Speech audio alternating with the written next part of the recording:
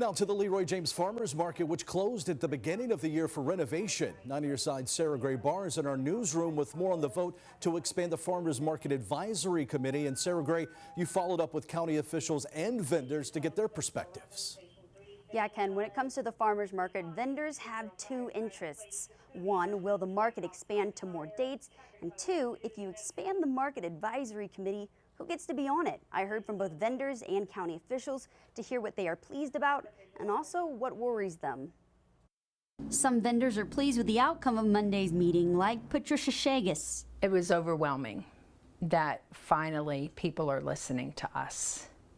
And I'm so grateful. And county staff says more dates are possible in the future. As that continues to build and we continue to grow upon that integrity, I think the market will expand. At the last Farmers Market Advisory meeting, the board passed a rewrite of the membership rules of procedure. Here's the old section, here's the new. The committee would expand from 5 members to 7 members.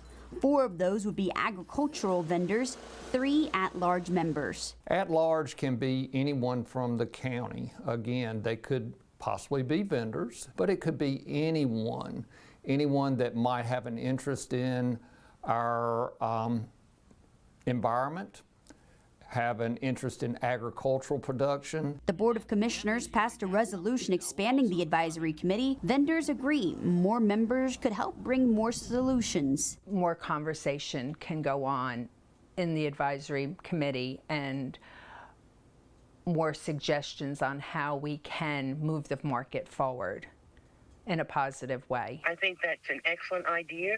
I've attended several meetings. But there are mixed opinions on who should be on the committee. The mission of the farmers market is to sell fresh vegetables and fruits. So we have food vendors, we have craft vendors, and we all need a voice. The county says it is a farmers market, so preference should be given to those selling produce. The 4 plus the 3 at large, really we thought that was the good mix on that board.